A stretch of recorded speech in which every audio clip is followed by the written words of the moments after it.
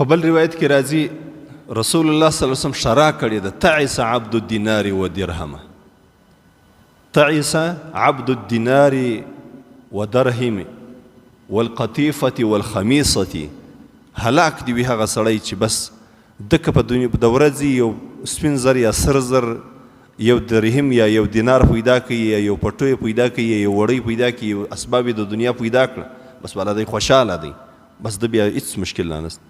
که دنیا نه کړه پیدا بس دی ناراضه دی. د الله رسول صلی الله علیه وسلم وایي هلاک دی وي دا سړی. تا ته الله جل جلاله دې ته پیدا کړی چې خالق د دنیا پیدا کړه ګټه دې وکړه بس تا به پل طبیعت برابر وي. که د دنیا نه کړه پیدا ګټه دې نه وکړله په دې د طبیعت نه سمیږي چې ما د الله جل جلاله عبادت وکړي، په دې د طبیعت نه سمیږي چې ما د الله ذکر وکړي، په دې د طبیعت نه سمیږي چې ما نن قرآن عظیم شان تلاوت کړي. د الله رسول صلی الله علیه وسلم هلاک دی هغه سړی چې دی د پیسو زوی وي، د پیسو مریی وي، د پیسو بندی، دی د مادیاتو بندی، دی د الله بنده نه وي.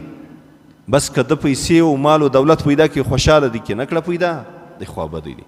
د حدیث شریف روایت بخاری کړی دی ان اعطی رضی وان لم یعطى لم یرضى، که مال پیدا کړي بس خوشحاله دی، که نه کړي پیدا بس دی ناراضه دی. بیا د حضرت ابي هريره رضی الله عنه سره روایت دی قال لقد رأيت 70 من اهل الصفه، د رسول الله صلی الله علیه وسلم صحابه کرام و د صفه طالبان. صفه د رسول الله صلی الله علیه وسلم د کور وڅنګ ته د مسجد نبی په اخري حصہ کې دغه چپلاست، دلته داس چوتره ده، چوتره موږ یې په پښتو کې چوتره ورته وایو. داسې چوتره وه، پر دې باندې به د رسول الله صلی الله علیه وسلم مسافر طالبان اوسېدله. دا د اسلام اوله مدرسه ده، اول مسکر دی، مسکر و د پوجیانو د ټریننګ وځای ته وایي. د رسول الله صلی الله علیه وسلم مجاهد صحابه کرام او د رسول الله صلی الله علیه وسلم طالب العلمان چې د رسول الله صلی الله علیه وسلم څخه علم زده کوي، اوله وار یې دغه مدرسه وه، دوی دلته اوسېدله. حضرت ابي هريره رضی الله عنه وایي ما اویا د صوفي طالبان ولیدله،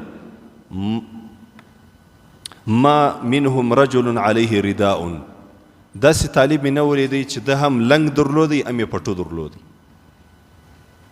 کالي دا رقم وه پخوا لکه دا موږ او تاسې چې اوس اجان احرام اغونځي، یو بیا لنګ درلودی، یو بیا سربیره دا بل پټو درلودی پر ځان بیا چولو، یعنی یو بیا پرتوګ یو بیا کمیس. دی وایي په اویا صحابه کرام کې ما دای صحابي نه ولیدی چې دواړه بیا درلودله، یا بیا یو لنګ درلودی بس لاندې بیا تړلی در نامو پورې دا نور د اوږې موږې بیا لوڅ وې ده، او یا به دا رقم صحابي و چې یو غټ پټو رقم شی بیا درلودی، هغه بیا په غاړه کې داسې اچولی و چې لاندې بیا عورت مور باندې پټ کړی و. نو د بعضو د به لیږ اوږد و در دا پنډیو پورې به را رسېدی، د بعضو د به بیا دونه و در دا نیم لینګې پورې به را رسېدی، دا لینګی بیا نیم ور باندې پټ و، نور به لوڅ. خو داسې صحابي مې نه ولیدی په د اویاو نفرو کې چې د ده د دواړې جامې وای او دی بې تکلفه دې ګرځېدلی. دی وایي په دغو صحابه کرامو کې د بعضې دا لنګونه دونه لنډ وه چې په لاس باندې به یې نیولې وه چې د عورت باندې پټ کړي، داسې نه عورت مې لوڅ. په دې به بیرېدی چې که یې لکمه باد به ووایي عورت به مې لوڅ، په لاس باندې بیا د خپل لنګ و د پټو نیولی و چې عورت مې کې پټ شي، عورت مې لوڅ نشي. دا د الله د رسول صلی الله علیه وسلم هغه کسان دي چې دې ته اهل صفه وایي. په دې کې د هغه خلک هم وه چې د جنت زیري ورباندې سوي وه، په دې کې هغه کسان هم وه چې د الله دپاره یې د خپل سر قربان کړي، په دې کې هغه کسان هم وه چې د رسول الله صلی الله علیه وسلم د محبت په خاطر باندې قربان سول. او دا هغه کسان دي د الله رسول صلی الله علیه وسلم وایي دا اضیاف الاسلام دي، د اسلام میلمانه، د ټوله اسلام میلمانه وه دا کسان. لیکن الله جل جلاله د الله دین یې په داسې مسکنت غربت کې زده کوي او د الله د رسول سره شپې تېرولې چې د اغوستلو شی یې لا نه درلودی. رسول الله صلی الله علیه وسلم دا صحابي وایي لقد رأیت 70 من اهل صفتی، اویا نفره مې د صفې طالبان د رسول الله صلی الله علیه وسلم ولیدله، ما منهم رجل علیه رداء اما ازار و اما کساء، یا به لنګ ورسره و یا به دی پټو ورسره و چې هغه بیا په غاړه کې اچولی و، لاندې عورت بیا هم په پټ کړی و، قد ربطوا فی عناقهم په غاړه کې بیا اچولی و. فمنها ما یبلغ نصف الساقین، بعضې داسې و در دا نیم لنګې پورې بیا را رسېدلي و.